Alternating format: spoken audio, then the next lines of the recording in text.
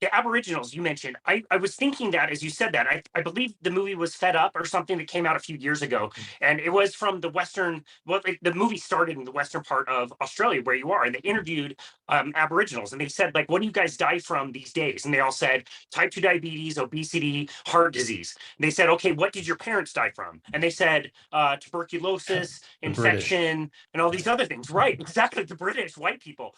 And then they said, well, "How about the generations past that?" And they all kind of stopped and looked around, and they were like, "I think people died of old age." And it's like, Yeah. that's the way it's supposed to be. And you can see that evolution. We are supposed to age really well. You argue up to about 110, 120, which makes a lot of Yeah. sense. We can stay out of our own way. But as the times change, we're introduced to more infections. We figured that out with a lot of antibiotics and all these things that are really helpful to come from plants, which is more medicine, not necessarily like food. Mhm. To today, we have all these terrible chronic diseases that kill everybody, and then we just accept it as normal. It's absolutely not normal.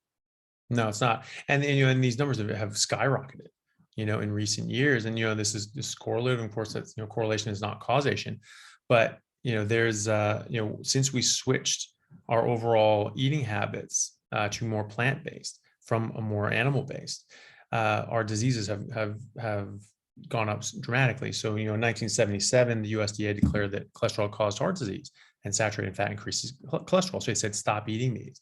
And unfortunately, people listen. People say, "Oh, people just don't listen to their doctors. Oh, they just keep eating fat. Oh gosh, that's what's wrong." No, no. The problem is they did listen to their doctors. They did listen to the government recommendations. It just happened to be that they were wrong, and some of them were lying. That we have actual clear documented evidence that the head of the USDA, who was a Harvard professor previous to that, was a paid shill of the sugar companies. We have records of what they paid him, $6,500, which is the equivalent of 50 grand now. That's what his soul was worth. That's what the price of Cheap. the cost. Yeah. That's a cheap And settlement. exactly. And so, that's what the health of the world was worth to him. And he penned this declaration, and it changed the world, because now everyone just said, "Oh, well, teacher said so, so yeah, you were wrong." And it ruined the careers and the reputations of the doctors and the researchers who fought against this, and we're showing with very good evidence that it was actually sugar that was responsible for heart disease, which it is, and diabetes, which it is, and and then they were completely discredited. We're only rediscovering these things now. Um, we completely revolutionized the way we ate after that declaration in 1977. So before that, we were actually eating a lot more meat, and we were actually feeding the table scraps to our dogs, who were actually living 17 years on average instead of 9 years, which they are now for a golden retriever. And after that, so we in America, if you look at the consumption records, we reduced our saturated fat and cholesterol intake by 30%, reduced red meat by around 33%, increased fruits and vegetables by 30 and 40% respectively, as well as grains and sugar. Okay, what happened? What were the results? Well, the obesity rate tripled, heart disease tripled, stroke rate tripled, cancer rates tripled, type 2 diabetes, autoimmune disorders, Alzheimer's, Parkinson's, even neurodevelopmental delays such as autism. These all increased exponentially. These things almost didn't exist before then. Now they're like the only thing we treat. I mean, I don't know pure numbers on this, but it really feels like about 85% of what we treat in medicine these days are those chronic diseases or developmental delays or aging complications like Alzheimer's, that just did not exist before. I mean, a good way of looking at this is like seeing how many, people were over the age of 60, 70, 80, 90, 100 years ago. And as a percentage, how many nursing homes were there? Very different number to today, very different number. So, the nursing homes are absolutely packed to the teeth. There's a long waiting list. I know here in Australia and in Ireland, like, Jesus Christ, when I was there's a 2-year waiting list to get into a nursing home. You get Wow. listed for a nursing home, like you're not doing well, and like you've got to wait 2 years to get in because there's just so many invalids in there, Wow. and so, this is a very different time. And, we do know that these things are food related. Like, I Wow. mean, I mean, we already sort of knew that because we blamed it on fat. right? Blamed it on meat. Oh, meat's going to cause all these diseases, right? So the idea is there, but they just got the type of food horribly wrong. So, but it is food. It does come from food. It just comes from plant foods. It comes from these plant toxins, and it comes from lack of nutrition. So when I said, earlier that Alzheimer's is being referred to as type 3 diabetes, that's because you're sort of looking at these things metabolically. It looks similar to things we see in type 2 diabetes. And well, that's interesting because they have the same cause. That's right. It's the sugar and the carbs and everything like that. You get insulin resistance to, in your body. It goes to your brain too. Now your brain isn't getting as much energy as it used to, because you're not making as many ketones. And so your brain's just running on sort of like low octane fuel, and it's not getting that much of it. And it's also, you're not getting all this fat. You're avoiding cholesterol and fat, especially after you're 40. And this is when everyone declines. Like, oh yeah, you go over 40, you really go downhill. Well, this is also when people start thinking about that and saying, oh, I gotta protect my heart. I gotta be healthy for my kids. I don't want to like die of a heart attack at 45.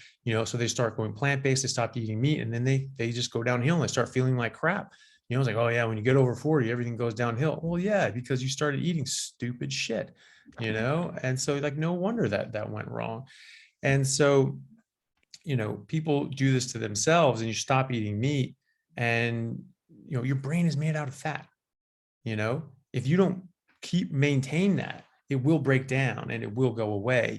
We do have to keep rebuilding our brain, because every minute you're awake, you get low grade brain damage, and you have to sleep and you have to turn those neurons off to heal them. And it will physically damage the structure of your neurons by using them, which is a weird design, but I guess that's just how it works. But when you're sleeping and when your neurons are not firing, they're sort of getting these fatty acids and cholesterols and rebuilding their structures. If you're not getting enough sleep, you're not going to get builders to the job site. If you're not eating enough fat, you're not going to get the building materials there. So your structures are going to break down. And we also see this in biochemically in Alzheimer's, because we get very insulin resistance, and this energy is just not going in. So whatever brain you have left that's atrophied to a serious point, it's not really getting a lot of energy anyway. The second you switch over to a carnivore diet, or even to just a ketogenic diet, you switch over to your brain's preferred energy source, which is ketones, because your brain's always running on ketones. Actually, people say like, oh, your brain primarily runs on glucose. No, it doesn't.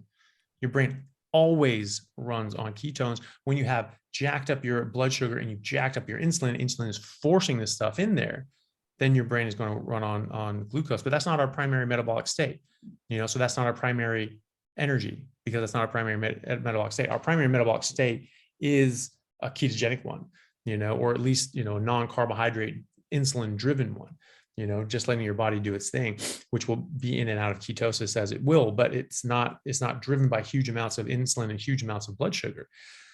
So you'll have high ketones, you'll have all these things in your blood, and your brain preferentially runs on that. So even if you have many more times glucose in your system than ketones, when your ketones get to a certain point, your brain kicks out all the glucose and it only runs on ketones. Okay. So how are you telling me that glucose is its preferred energy source when your brain will stop using glucose when there's a sufficient amount of ketones? It doesn't make any damn sense. And because it's running on ketones now, it doesn't worry about the insulin resistance. So now it bypasses that. So now your brain can actually get its energy. You will see people with Alzheimer's who are not doing well. You switch them over to a ketogenic diet, or even just fast them for a day, their brains light up. It's like they've just woken up, and you're eating a lot of fat. You're going to create a lot of ketones. That gets more ketones into your brain. Your brain is just, it's just, the lights go on, and then your brain can start rebuilding itself. It's not necessarily going to rebuild all the damage that was caused, but it will rebuild some of it, and you will get a lot better. I've seen this firsthand in patients as well as family members. So it's a major thing. And so and more research is coming out. Professor Ben Bickman of BYU, he's done a ton of research on just insulin and metabolism, He's been studying like insulin and how it works in the body for like over 15 years. So, he's a metabolic scientist, and he's showing hard science. This is how these things work. This is how these mechanisms operate in your body. And this is what happens when it goes wrong. I alluded to blood pressure. Insulin can be involved in the contractility and relaxation of your arteries, right? So when you get insulin resistance, now it's just staying still because it's not listening to the insulin because it's like, yeah. You cried wolf already, we're not listening to you anymore. And so then it's not being influenced by that. And so it just stays rigid and it can't expand and reduce the blood volume, which makes pressure go up, right? So, if volume goes down and you have, X amount of fluid, pressure goes up, right? Because you're trying to pinch on this thing and fluid doesn't collapse, it doesn't compress, like air does. So that's a major cause of high blood pressure. There are other causes of high blood pressure, but those are sort of the weird, wild, wonderful causes, like pheochromocytoma. But if you just don't eat carbohydrates, most people will get rid of their high blood pressure.